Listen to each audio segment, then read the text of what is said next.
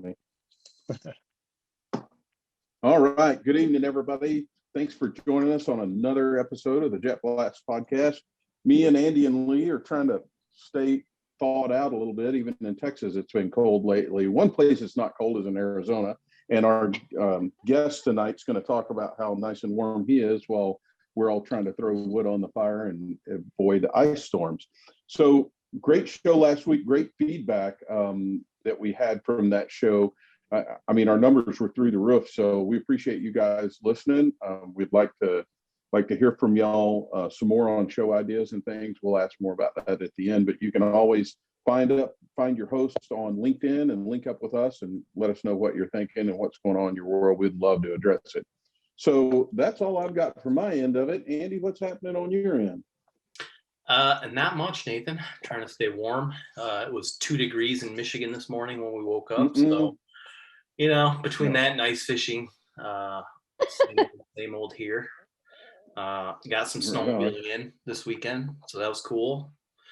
And yeah, that's about it. I mean, same typical stuff here in Michigan. Supposed to be locked in your house and being good and a good citizen, all that good stuff. No, we're actually allowed to eat now at a restaurant with 25% capacity. Oh, it's kind of like us. So yeah, not sure if they're covering their overhead or not at the restaurants with only 25%, but we'll see how it goes. I don't know, Andy. I'm sitting here looking at you. I was still expecting the monkey tail beard. You're getting close to having enough. I just keep waiting to log on and see that monkey tail beard. If he does, that will be a screen capture. I will tell you that. Oh, that will be there. Yeah, that'll be the artwork for the week. I'm growing it out. I know. I got rid of mine. I couldn't handle it no more. You couldn't handle it anymore. It was all done. It wasn't keeping you warm enough.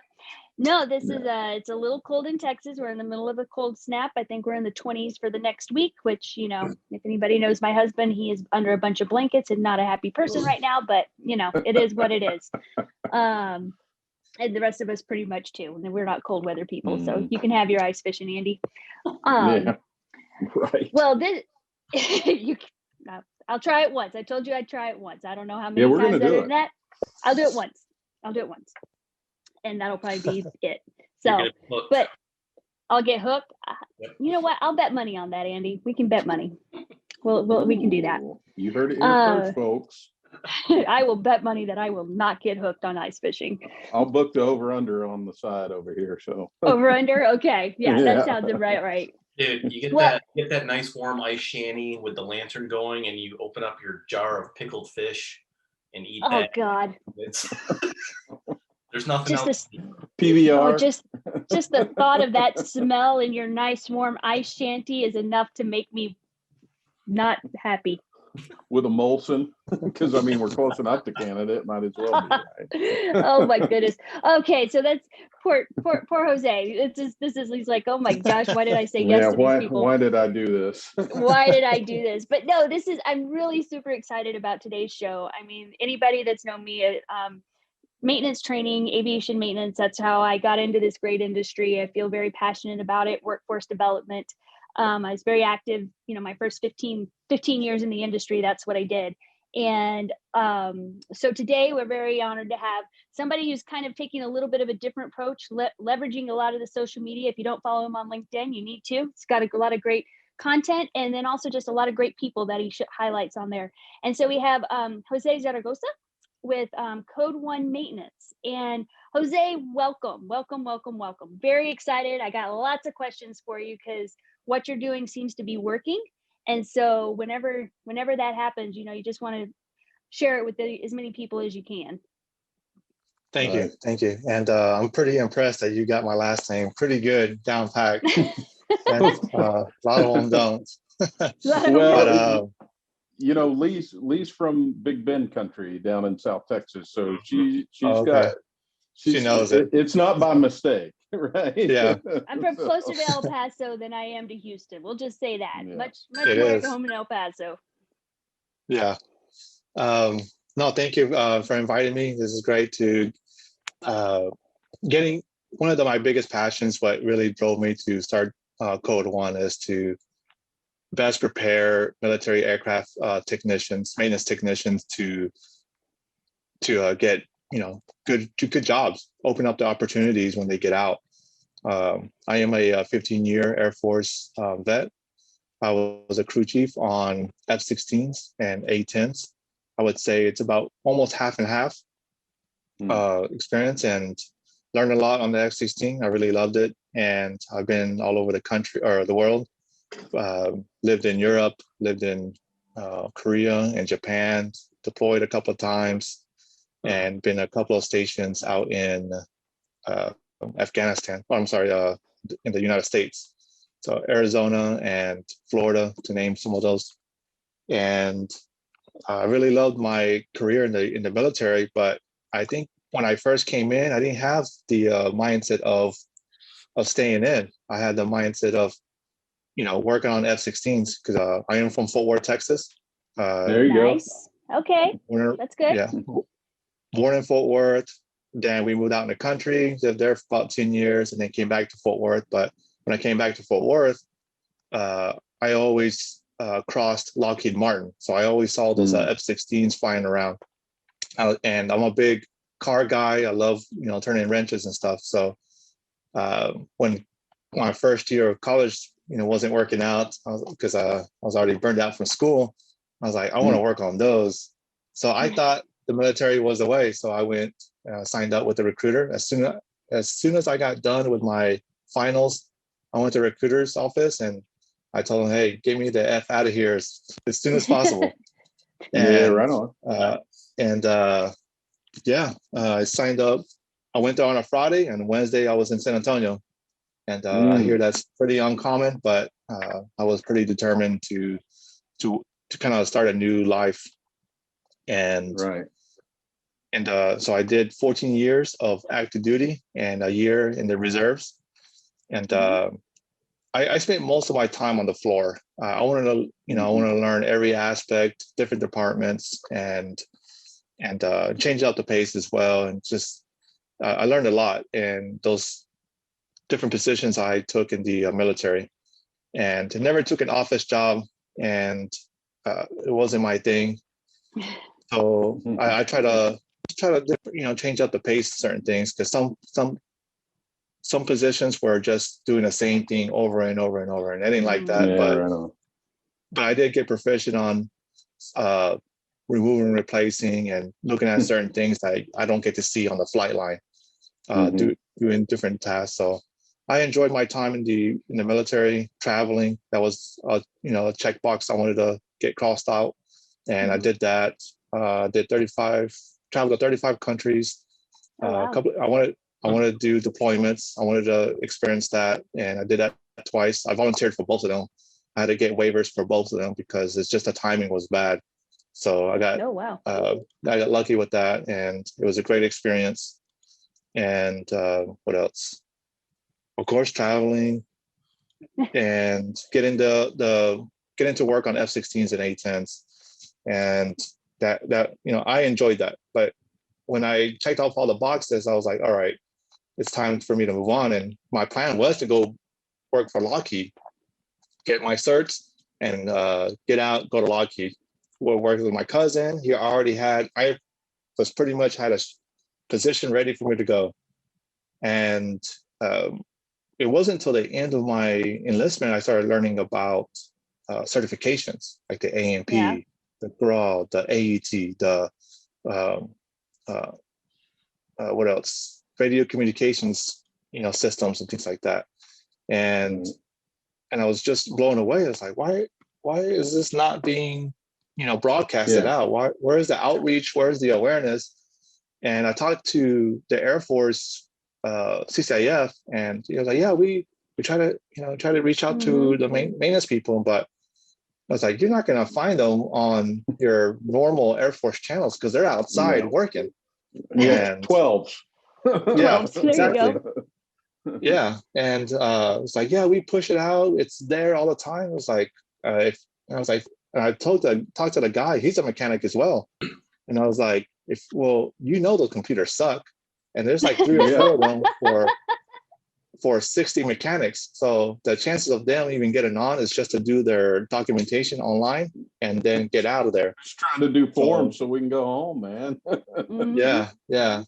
So it's like, that's not where their eyeballs are at, man. So, and then, so when I started looking at certifications, I was like, wow, this A&P, like I didn't know about it until about, I would say, just about a year about transitioning out. And it was funny because I was working on an A10, and one of my supervisors, he's like yelling at me. He's like, "Hey, aren't you about to get out?" I was like, "Yeah." He's like, "Go to the education center and go get your tickets." I was like, "What the hell is tickets? What are you talking about?" Okay, if it gets me out of work, and then I'll do what he tells me. So, I put up my tools and got all the documents, my training documents, and went down. And then once I got my tickets, I was like, what am I going for? What is this? So I started doing a lot of research, and I came across this Government Accountability Office report about aircraft mechanics. And I saw a statistic, it was from 2018, that showed 62% of FAA newly certificated mechanics are from college. 27, I think, percent was repairmen. And then 10% was the military. I was like, what? That's crazy. And it makes sense because my entire 14 years, there's really no talk about it. No. And so I wanted to change that. And about 10 months out of me getting out, I started doing the research, started doing what is needed. And I started first with the FCC Grawl. Then I built a little business that way from home still. Going to places, going to locations, and then I was like, okay, I got a nice. When I transitioned out, I got rid of everything: motorcycle, trucks, sports cars, everything. Went downsized houses, and then I started, bootstrapping Code One. Getting the tools I need. I didn't even have a power plant section. I had to actually take our students to the competitor in the meantime, and just so these guys can get their A&P. And so March 2019, I opened up Code One with the A&P class, and little after, I want to say October of that year, I started with the AET. So for all the avionics guys and nice and stuff like that. And it's been, I used social media because that's where they're at. That's where all the mechanics, when you're waiting for an aircraft to come in, especially F-16s that, turnaround time is like 45 minutes flight time. So they're back pretty quick and you're never inside. And so that's where they're at. They're on social media, checking through IG, Facebook, or whatever other platforms they're on.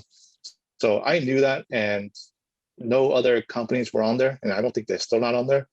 But Facebook, there's some presence, but I wanted to grow the awareness. It's very scripted presence, so right, and that's the problem with aviation and social, right? And I know Lee gets really passionate about this too. Other than our friends at MRO Insider, everything else is and Thoroughbred Aviation. Everything else in ATP, everything else is pretty scripted, right? From a social standpoint, like I watch even some podcasts that are our industry podcasts, right? It's like I don't even know what the hell I just listened to. It was so overproduced, right? It's like I got click next, right? I don't need new car warranty, right? I mean, whatever. But I think you're right. I think just being where people are, meeting them where they're at is so important. And Lee and I over the years have served on the maintenance committee through MBAA, and we've talked a lot about and had a lot of debates about social and the importance of it. And I can't tell you how many times we had the conversation where we would leave just so deflated because we would have a group of folks that are like, well, I'm not on that, right? I'm not on Twitter chat or whatever. I'm not doing it, right? So I'm just making stuff up, but I'm not doing it. And so if that's what you guys want to do, go do it. It's just kind of, I don't know. It's an old school thing, but first of all, thank you for your service. Absolutely. I mean, that's a big deal. There's very few people who do that. And being a crew chief makes you super cool. Being a fighter crew chief, though, I'll have to give you like a -2 or 3 for that. It's okay. Because I mean, I'm a B1 guy through and through. That's where you disappeared to a minute ago. Yeah, that's my whole thing. So I was a B1 crew chief myself a long time ago, and you're totally right about not knowing about the tickets and even the requirements, that our maintainers in uniform face today. Back when I did it, our training records were called something different than they are today. And as a crew chief, you pretty much qualified to get all your tickets, right? Nowadays, that's not the case. And there's so little guidance. And even when there is guidance about going and getting your AMP, the only remaining piece of guidance is to go to the airlines or go to UPS or go to FedEx. There's really nothing over to business aviation. And to your point, I just think what a missed opportunity, right? Because if they weren't in the 89th or they weren't somebody who had a supervisor that was plugged into the world, right? They didn't know anything about us or what we do or things that you're doing or even how to come close to any of it. So, I think about that's such a great thing that you're doing, and meeting them where they're at is huge, man. So thank you. And you talk about I thought that was interesting. At least you were like a year out. So like in 2010-ish, I guess, I was working with the JSAMTCC, was my military acronym there, which was to help bridge that gap, Joint Services Aviation Maintenance Technician Certification Council. But it was Andy. You just heard Andy's head. Yeah, I just heard Andy's head. But a lot of it was exactly what you're talking about, Jose. There wasn't that educational knowledge. And out of that 10%, I would say probably about 8% of those come from the Navy, because at the time, the Navy Cool program was probably one of the best utilized. The Army, whenever I was working with the Army, bless their hearts, they didn't want to give people any information. Air Force was close, but it was with their with the associate's degree with the new CCAF. But they made things that if you wanted to do their programs, you had to start 2 years before you separated from service. Right. Most people don't necessarily think about it 2 years out. 1 year out maybe, but 2 years not necessarily so much. And so, well, frankly, you change your mind so many times. I mean, haven't been there, and I know Jose probably agree with this, right? You think, all right, this enlistment's it, man. I'm out. I'm tapping out. I'm gone. And then all of a sudden you have a kid, you get married, you get to change duty station, whatever. In my experience, by the way, one more little shot at you. So I joined the Air Force to see the world. I'm from Dallas, Fort Worth, Texas, and the world I got to see was a great state of Texas. I went to basic training in San Antonio, school in Wichita Falls. And I was based in Abilene for 8 years. End of Air Force career. Now I've been on every continent except Antarctica multiple times in corporate aviation, but I didn't do it in the Air Force. So. And you married a girl from New Mexico. I did. That's as exotic as you got, we didn't get very far. I think I should get my points back for being a fighter crew chief. Yeah. No. I mean, it's only a minor deduction, Jose. It's okay. On that part where, the Air Force, when I came in 2004, 2005, I went to Eglin for my first station. And then about 2006, I want to say it was 2006, where the Air Force was having a drawdown of military personnel. And they were pretty harsh. And because I had a couple of friends who were good crew chiefs, really good people, good team leaders. A lot of people looked up to them. And I had 2 of them. And there was something called a CJR. I never understood what that was, but I just know that they didn't get it. So what happened in 2006, they weren't allowed to get re-enlisted. It's just, they had just bad, cards for them, and they weren't allowed to come back in. So they had to kind of, within a year, kind of scramble and see what they were going to do afterwards. And that situation really impacted me a lot, because I did meet with them after they separated. They were still in the area, and they were working for Home Depot. Nothing wrong with Home Depot, but they were struggling. They got their GI Bill and stuff like that. They were going to college, and they were working at Home Depot to make ends meet. And even a little over a year out, I was already looking for jobs, just so I don't be put in that situation. Yeah. And that's what really drove me to start this school, because as I talk to friends who are about to retire, or they're like petrified, they're really scared to transition out. And I know that the A&P can definitely open up those opportunities and minimize that anxiety. It's still going to be scary, but I think for military members, we're kind of used, or at least I am, used to going to all these different bases, going to meeting new people. You go somewhere, or people come into your shop, and you're always meeting new people. So you're at least I am, kind of used to that change, constant change. And but that really impacted me, where these guys, two great crew chiefs, couldn't get back in the Air Force, and it was no fault of their own. It was just the decisions that were made in the Air Force. So I think it's grown that awareness, and it's still to this day. There's still very small amount of awareness for that, and I'm trying to do my best with my marketing budget to really increase it and grow that awareness and show the opportunities that you can with an A&P. And I do some volunteer work with a nonprofit across the street, to show, expose aviation to young kids and stuff like that. So what's the name of it? Let's plug it. It's Right Flight, just like Right Flight. I think they have one in Colorado, but there's one here in Tucson. So they get all the school-age kids and take little rides. And the cool thing is that they help them set goals and meet those goals. Whether it's awesome. it could be something simple, 5 days, not missing school, and it's just to get them to accomplish those goals. And they get a nice little incentive flight on a Cessna.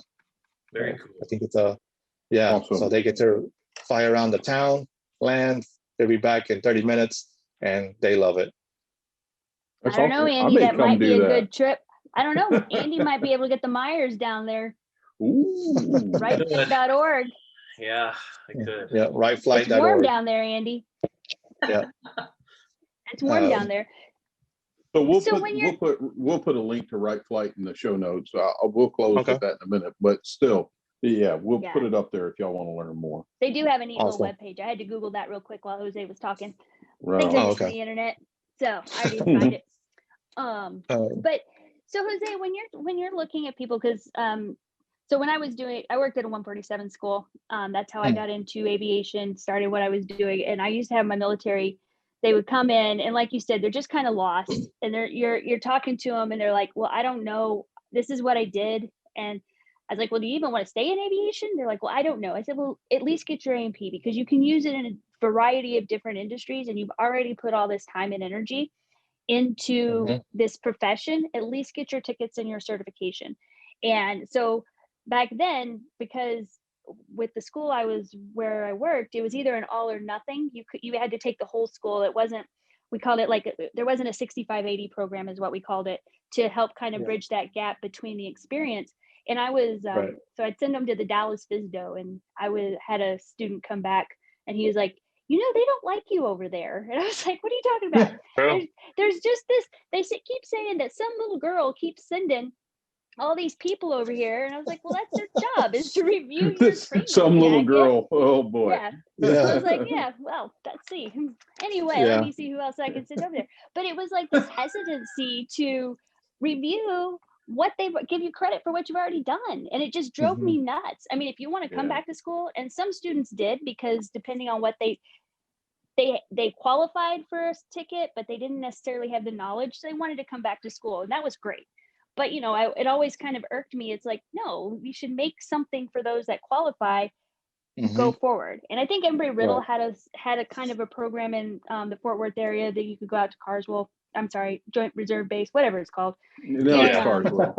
I'm old. It's Carswell. It's okay. It's Carswell. And it wasn't even Carswell when I moved here, but it was still Carswell. So, but no, I had the same situation with a certain FISDO that, for 5 months we were actually working together, having, a handful of FISDO inspectors come down to the base and interview 10, 12, 15 crew chief, or just technicians from all different AFSCs, and they'll come down, write on papers, and I kept, hey, come down, and I think they just got fed up, and yeah, they don't like me now. They still don't like me. Because you're sending so much work their way. Is that the deal? Yeah, pretty much. Yeah. I think I did send one student over there with the guidance, because eventually, like right before I quit doing that, the guidance was posted and somebody happened to give me a copy of it. So I sent that with the student down there with his training, because it had it as MOS. I was like, here's your MOS. Here it is on the guidance. You've got your training. You got your DD 214, because he was in a situation where he needed to get his ticket. He didn't need to wait 2 years. I'm like, so I'm like, here, take this. I said, they love me there. You'll be fine. Don't worry about it. But so when people come to you, how many people are wanting to stay in aviation, Jose? Are you getting a lot of people who are just, not really sure what they want to do, but they want a ticket? Or are you getting a lot of people who really do love aviation, whether they were like Nathan and ended up in it by accident? Because that's what their recruiter said. Sure, you look like a mechanic. Sure. That's exactly why. That's true. That isn't a lie. Wow. Like, what do you want to do? Wow. I'm like, I don't know. Nice. Sure. Yeah, some people do end up loving it, and some, they no mechanic skills whatsoever. They're like artists and stuff like that, and then they come in. I've had some friends like that where they're artists, but they got pushed into being a crew chief, and some of them work out. I think the funniest one was when I first came in. There's this guy named Eckert, Aaron Eckert, and that the recruiter told him that, yeah, you'll be working on computers and stuff like that. But little did he know he'd be working IMDS or CAMs and stuff like that. Oh. It's not the type of computer work he wanted to be doing. Yeah, it's like DOS. So it's truly a green screen. I don't know if it is today. In my day, back when we were still all nuke, right, with the V1, right? It was a green screen, like very painful process, printed out on dot matrix printer. And you would, want to print one page of your forms binder. You had to print the whole damn thing. And it's terrible. Terrible. Yeah. I hated it. Yeah, I think that was the funniest one. But back to your question, I get mostly people who want to stay in aviation. They enjoy it. And I always think it's funny is that I know that a lot of people get, there's that narrative that, everybody's pushing for 4-year degrees, but there's a lot of young adults out there, young men who still want to work on cars, who still want to work on jets. And in my last year of my enlistment, there was quite a bit of guys, and I was a big car guy as well.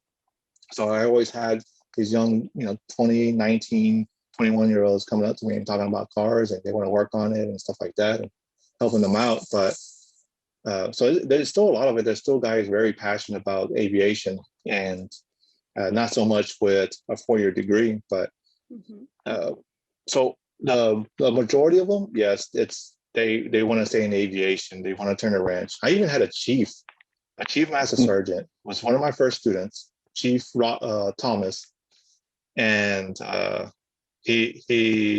told him, we talk about his plans and his goals and stuff like that after getting out. And it's like, I do not want to manage one person. I just want to be left to my tools. Want to be on the floor and just be on the floor turning wrenches. I don't want to do anything with management. Smart man. And I feel him. Yeah, he's like, I don't want to do dealing with people. I don't want to do it. And I was like, okay, all right. And he got a job he got his A&P and worked for Southwest Gas out here in Phoenix, Arizona. And he got a position exactly what he wanted to do. He's always talking to me about cars and fixing his son's cars as his daily driver. Cool. So, yeah. And but I've do receive some calls about people who tried different things when they got out of the military, and they want to come back to aviation. And so it was like, I should have got it when I was in the military. I've been out of the military for 8 years, 10 years. And I should have just got my A&P. And now when I get back to it, I was like, yeah, we could, experience doesn't, because they always ask that questions. They talk about their experience, and it's like, well, according to the FAA, experience doesn't expire. It's just getting you back on track with things and getting a groove stuff, and you can still get your tickets. You just got to show them your DD. And I think that's such a point that gets lost, Jose. And so if you've been in the business, whether military or previous A&P, right? I think there's a lot of people that, either get out of the service or in the case of some of the things we've seen lately, get laid off or whatever, right? And they go to do something else and they want to come back and they think they cannot do it. And in fact, there's a former DOM, corporate DOM that Lee knows. She doesn't know this story, but that she and I know and served with on the maintenance committee years ago. And he's been out of the industry and now he wants to come back in the industry. He's been out for several years. He called me to say, hey, what do I got to do? And I said, you know what, the first thing we're going to do is call your FSDO, because they're all independently owned and operated FSDOs. So we're going to call your FSDO. We're going to get their opinion. And then we're going to see what you need to do. And, this is somebody with 25 plus years of aviation experience, right? And so they told him, you just need to go to a refresher class for whatever type of airplane, and you're good to go. Now you're actively engaged again, and you're off to the races. So you're right. I think people, so if y'all are listening to this out there, you're mentoring somebody out there, trying to help them, Jose, that's a very smart thing, and I'm putting that in the show notes. Experience does not expire. That's right. I like that. That should be your tagline. I like that. Yeah. Experience doesn't expire. That's awesome. Well, that's interesting. And the thing with the 4-year degree is great and all, but they don't teach respect and gratitude and showing up on time to work. And it doesn't matter if you have an MBA. It's either you show up and you're excited or you're not, so that's right. It's a bummer that I think it's shifting though. I think it used to be like when I was in college, I agree. It was like you had to have it. Nowadays it's not really a requirement everywhere anymore. They've kind of relaxed it a little bit, which is good because they probably get a lot better people that way, 100% right. And I would always encourage my students, because Micro works. If I already said like I could work for anybody, I would love to work for Micro, and Micro works. Because it's all about that focus, is that it, it's putting respect back for the trades, for skilled, for skilled craftsmen, because I think artisan, craftsmen are great terms for what these skills are. It is an art, when you're sitting there, anybody who can use a tap hammer and actually tell you what's going on. My son was just baffled that he was looking at a tap hammer. He's like, what is it? And I was trying to explain it to him. He's like, people can tell that from just feel and listen. I'm like, exactly. It's what they can do. But that, I would always tell them, you can always go back and get your degree. I always called it an inverted degree. Go get your experience, and then you can find a place where you can finish your degree as you're wanting to move up, but get your skills. You've already done it. Like, especially like with Jose's people, they've already done it. They just need to get the credential so that way they can go on with their career. Right. And I like the fact that you have a pretty well-rounded, it's not just the A&P. You have, of course, near and dear to my heart, we got the AET in here. And then we also had the FOD certification. Love that one. And, you got your radiocom and your FCC. So, the fact that, those are the skills that people are looking for. And I think that's I love the fact that you have all of that in essentially 3, 5, 19, 20 days, 19, 20, 21 days. So 3 weeks, they could go through all of this essentially with your class and be ready to make a difference. Right. With the aircraft being so advanced now, so much technology is going out there.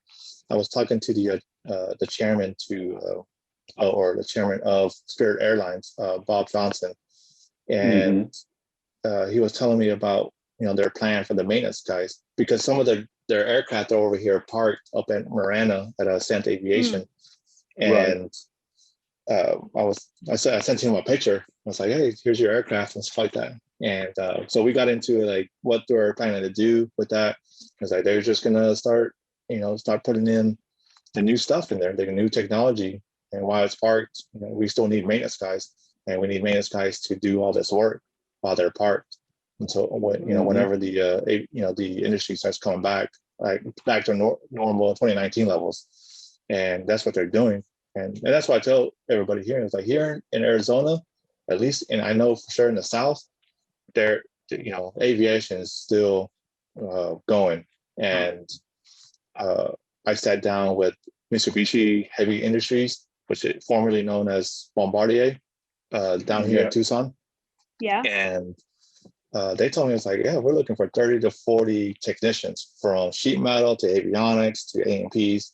Like, we're looking for 30 to 40 a week. I was like, good luck with that. Wow. But I'll try to help no out. doubt. Yeah.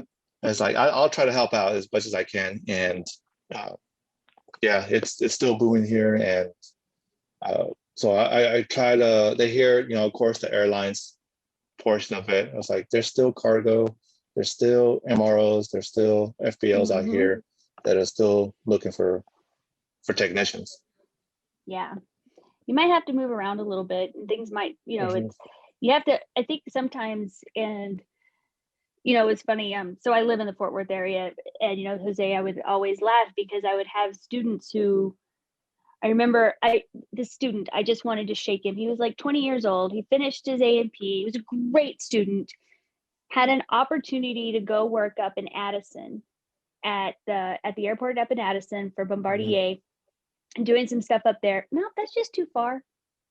That was too far. Yeah. He's a West Fort Worth kid. That was just too far. And I was just like, are you kidding me? You can come home and see your mama on the weekends. You can stay. I mean, you can drive. There's people who drive that every day.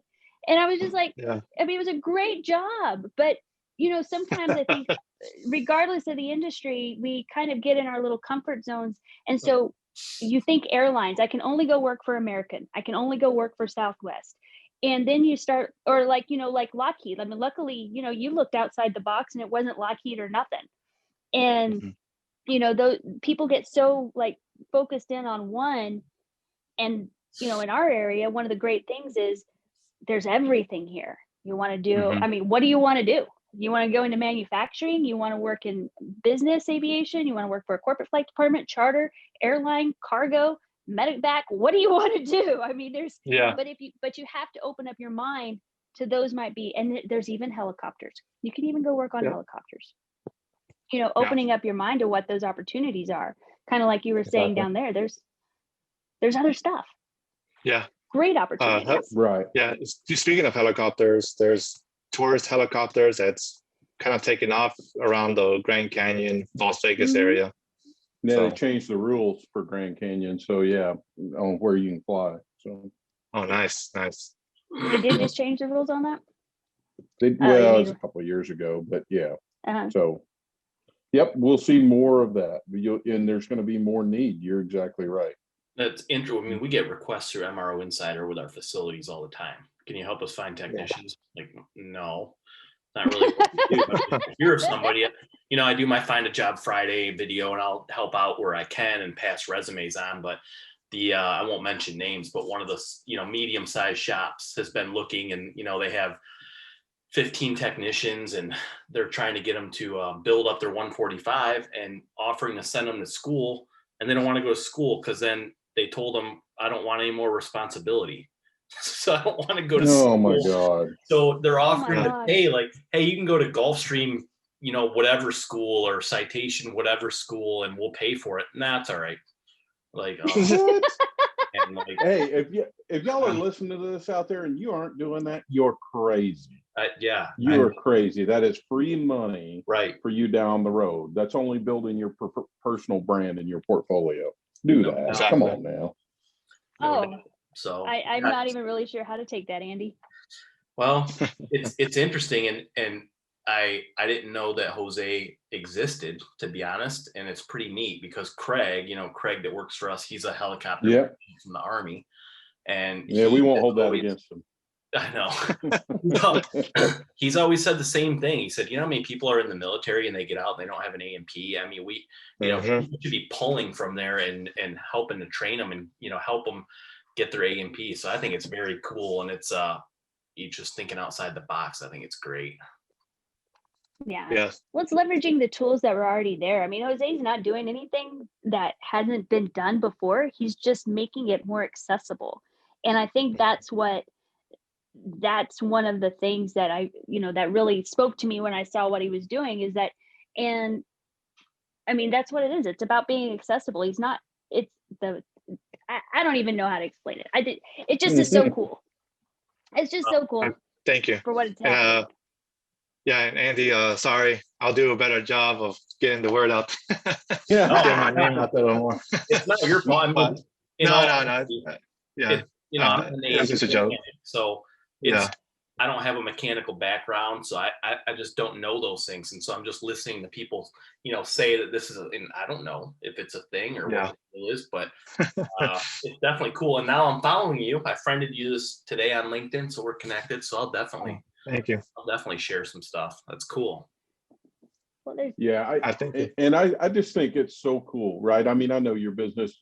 There's a reason we all have businesses, right? We're trying to make some money, but I think it's always about a higher purpose, right? And exactly, man, what you're doing is so important, right? I mean, there's, I mean, I'm just going to throw it out there. We have 22 suicides a day that are veterans, right? And a lot of that's because they don't know where to go. They get out, their identity's gone, their friends are gone.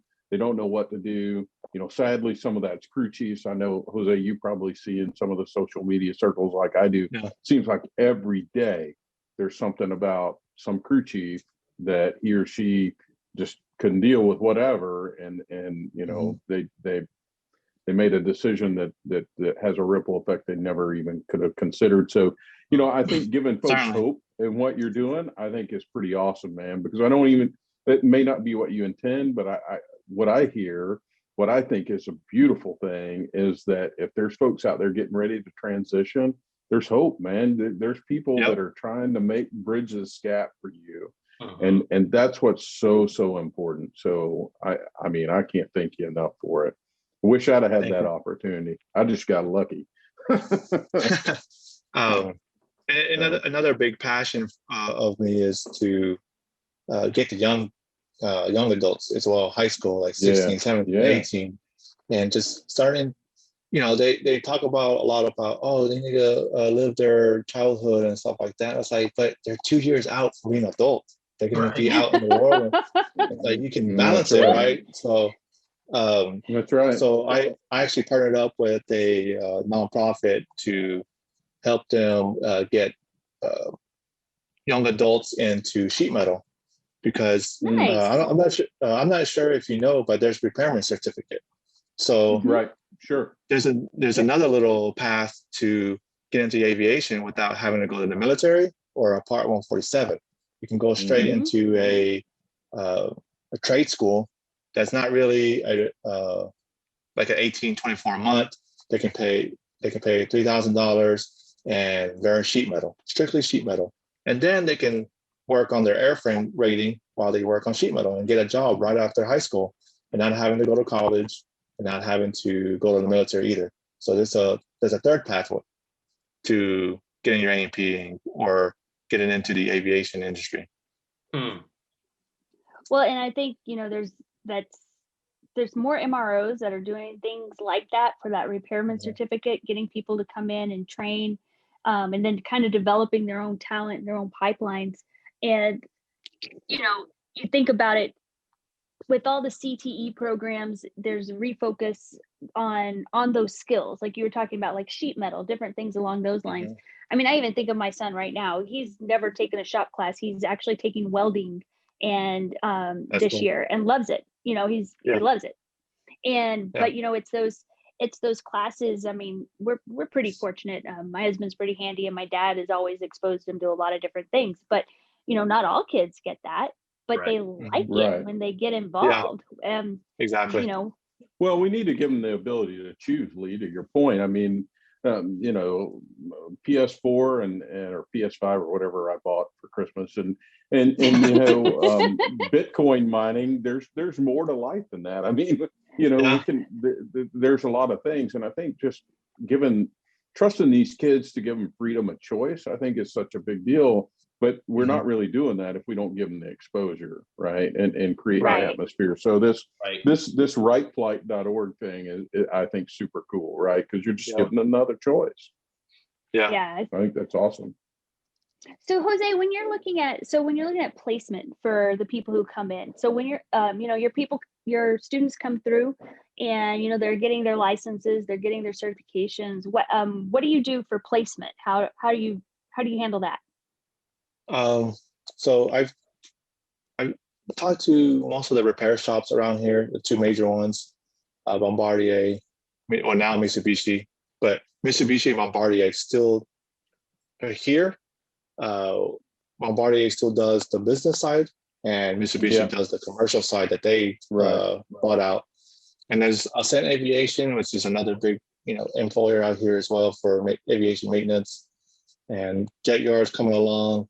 So I have connections with those employers, and I talk to them about if you want to stay in the local area, there's that.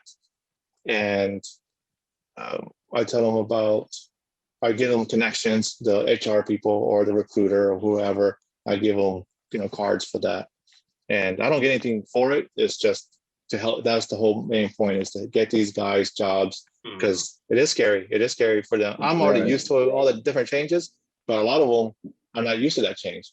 And if they can just step in for one job to the next without much of a change, other than a job and you're wearing actual outside the uniform stuff, that's great. That's what I want to see. And I mean, it's not, they won't get paid as well like they did, but it's still great, especially with Tucson. Getting over 30 an hour, in a position right away to start, that's great. And so I'll give them information to the recruiter. I'll give them information to the HR people, and give them some ideas if they want to go across the country, like North Carolina or something like that. I've heard they're hiring out there. And I try to collect as many cards as I can when they're asking me about opportunities. And a big opportunity, Everywhere's hiring. Everywhere's hiring for A&P mechanics. Can't get enough. And a big opportunity I just heard from an economic development office out in CVG Airport. I'm not sure which one that one is. That's Cincinnati, Northern Kentucky. It's 40 minutes that way. Yeah, I got an email from that lady, and it was like, Amazon's hub is building up here in this airport, and we're looking for military technicians. And I was like, perfect. I'll start sending them. But I was like, who's gonna want to move over there though? I was like, I'll put it out there. Well, the good thing is, so that's a great area though, Jose, to your point, for anybody wanting to get into aviation. So we've got Amazon Prime Air, right, is going to be a huge deal there. They've redone that whole back half of the airport for that. But also Delta has quite a bit of traffic through there. Southwest has a little bit. American has a little bit. Mostly Delta. It used to be a huge Delta hub. Then we have a ton of corporate aviation between that airport and Lunken Field, which is a sister airport. So at CVG, we have Delta Private Jets, right? It's headquartered and based there, which is now part of Wheels Up and that whole thing. And then their number one direct competitor is across the river at Lunken Airport, which is Executive Jet Management. And then if they want to start flying airplanes like me and Andy, Sporty's is just the other direction, about 20 minutes, right? So there's a whole lot of aviation and a whole lot of aviation history. In fact, Embry-Riddle was started at Lunken Field in Cincinnati. So anyway, lots of nerd stuff. Was it really? About my area. Yeah, absolutely.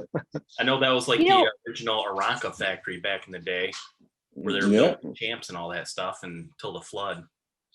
Yep. The Great Flood. Yeah. Very cool.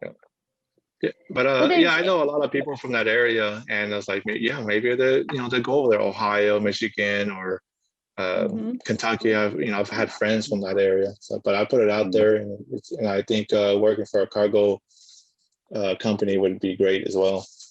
It's a good thing. My brother's 15 years younger than me, and he did not go to college, but he's doing the apprenticeship program for Coletta up in northern Oh, Michigan. nice. So they put you up in the snow and the cold, and so they move him around. So now he's in one of the engine shops up there. But he did sheet metal and he did avionics on the 747. So he went from high school to doing that, and he is like in love with it. And then at the end, you'll take your test, and they'll keep you if they like you, and there you go. So awesome. It's a good program. They like you and you like them. Yeah, doesn't have the best reputation, but he definitely seems to treat his employees well. He has a monkey tail beard. Did your brother have a little monkey tail beard? No, he looks Amish when he has a beard. Pretty Oh, okay. Yeah. So Jose, I saw that y'all have like 18 locations on where you're training. How what is that? Yeah, I was trying to look up all the different locations, but I saw like 18. Yeah, wow, what really? we have is, just like I said, we're trying to grow the awareness, whether it's on social media or we have kind of like brand ambassadors, and they're also certified to be proctoring and instructing the AET course or the SC GRA, and we're trying to expand to the AMP at different locations, where at least helping them out with their written exams, which I believe is the hardest part of the exam because it's so boring. Yeah. And really feel there.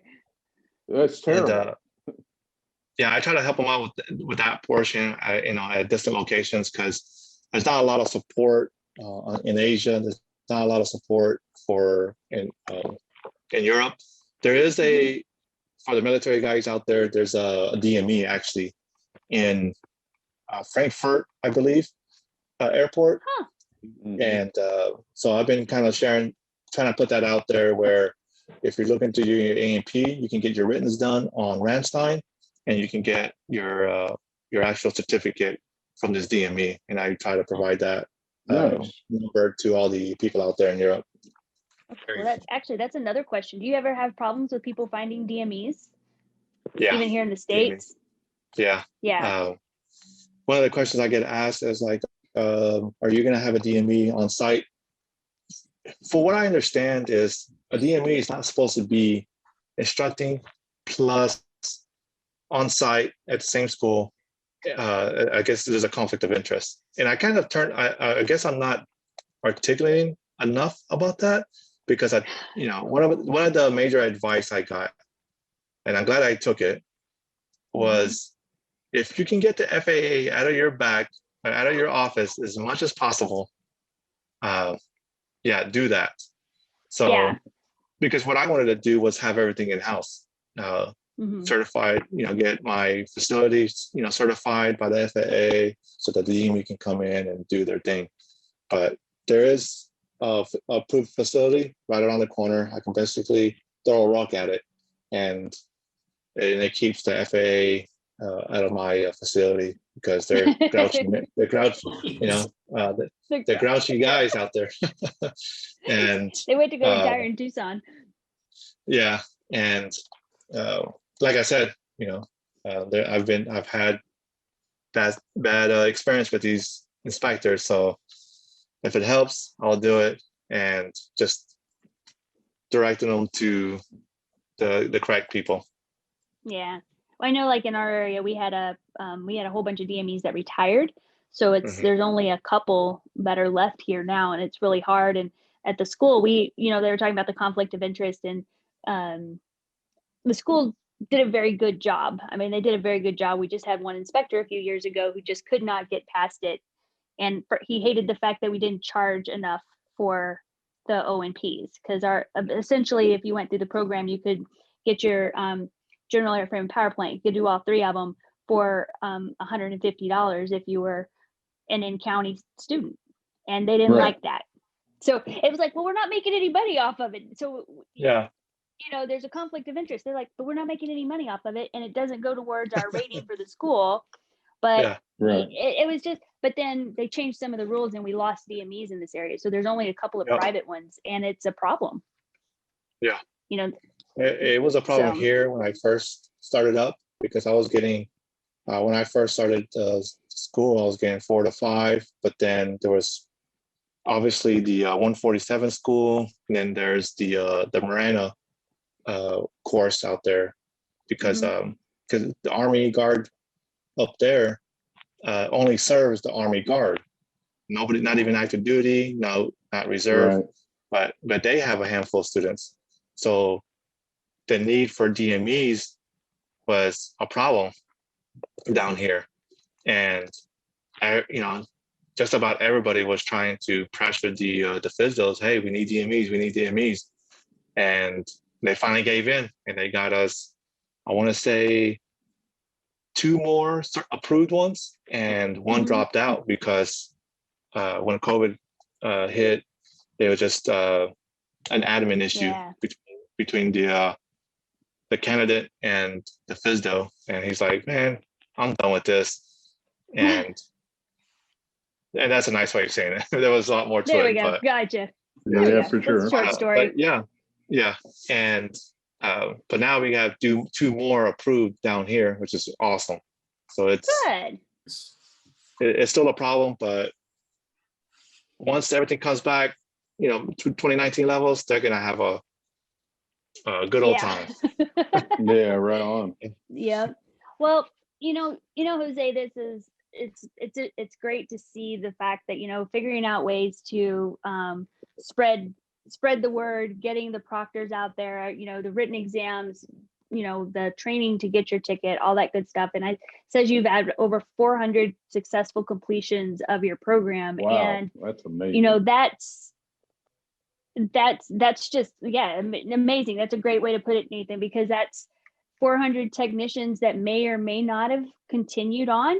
What you don't want to make it too hard. You want to make it, you don't want to dumb it down, but you don't want to put up artificial barriers. Maybe that's a better way to put it.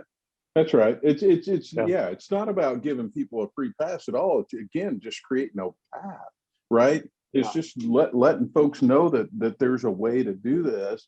And to your point, Jose, you go to the recruiter, these guys and gals do, and they're told, hey man, you're going to be a crew chief, or you're going to be a hydraulics guy or jet troop or whatever it is, right? AR, whatever. And you're going to do that. And when you get out, you're going to be able to go work at UPS and do all this stuff, but they never fill in that middle part, because most of those people don't know that you got to go and get certified, right? I mean, and I think that a lot of folks get in and think, hey, it's going to be good to go. And when I separate, whether that's retirement or I choose to go before that, that not only am I going to be able to walk into UPS and just tell them I'm here to start working and they're going to hire me, I'll be the manager. And all that is incorrect, right? And I think just reeling people back in and getting them to understand that is, I find when I'm trying to help transitioning military folks, the hardest thing to do. Yeah. Do you think that that's the same mindset with 147 students?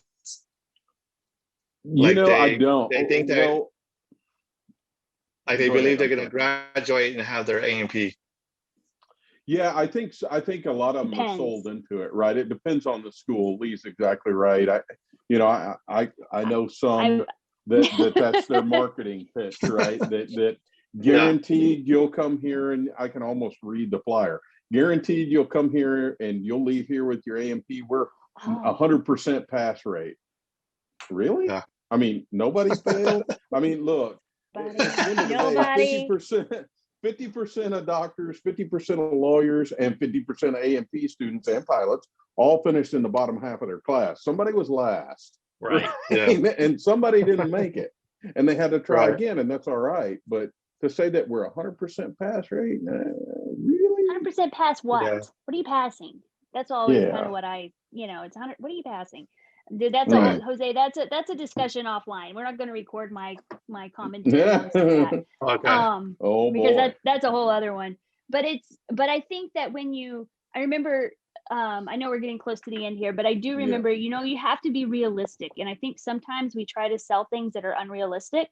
That it is a career progression that you have to, and it doesn't matter what industry you're in. Nobody's jumping out right into a $70,000 job with no experience and nothing like that, and you're 19 years old, and there's you have to be realistic. And I remember they did a big article in the Dallas Morning News about aviation. It was great. They profiled a DOM.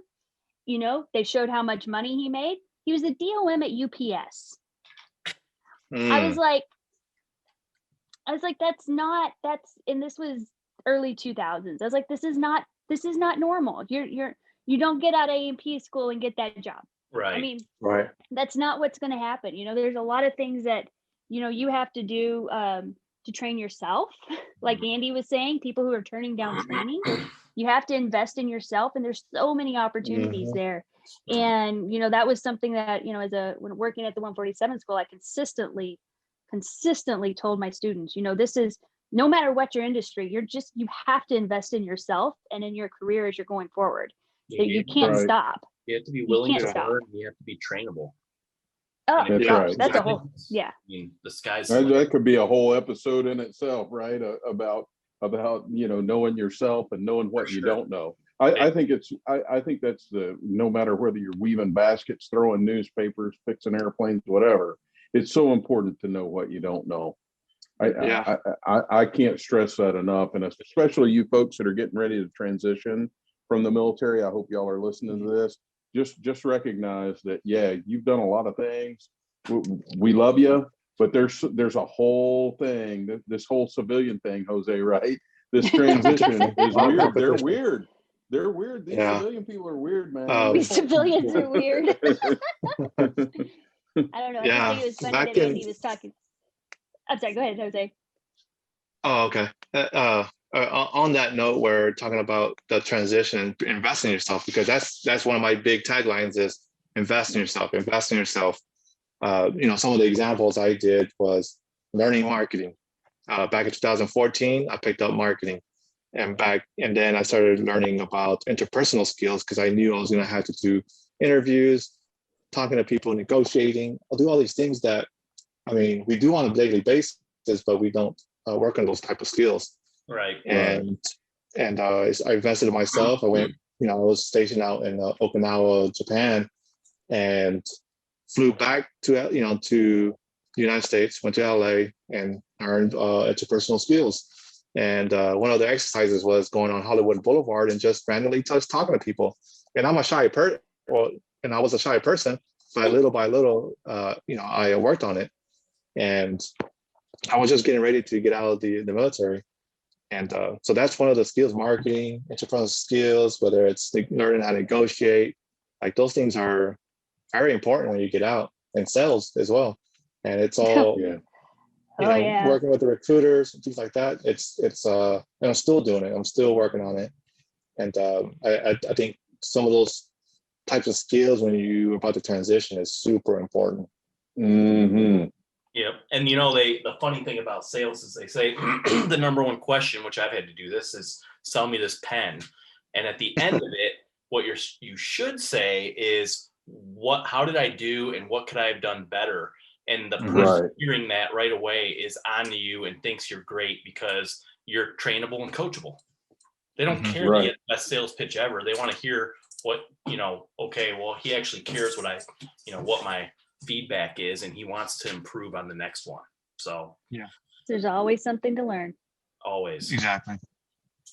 I was just going to be a quip of make a joke about being trainable, and Andy's dog is not trainable. It's just all over him, sitting there trying to love on him. Yep. I was like, Andy, can't even keep your dog. He is pretty cute though. I would want to play with her. She'd be the same way.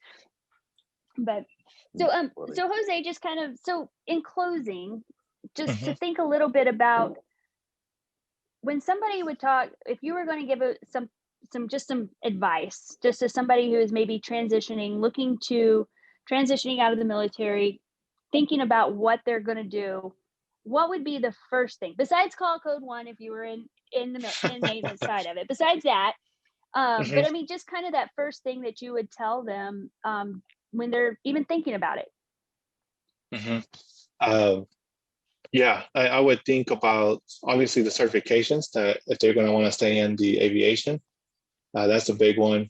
And learning other skills, like I said, sales, interpersonal skills, marketing, because it is pretty competitive, and you want to get yourself out there. You got to brand yourself out there, and using stuff like platforms like LinkedIn. This is where the marketing skills will help you. Where building up your LinkedIn profile and grow that awareness, because a lot of times when I talk to some of the students about LinkedIn here, at times like, well, nobody talks to me, blah, blah, blah. It's like, you don't have nothing on your LinkedIn page.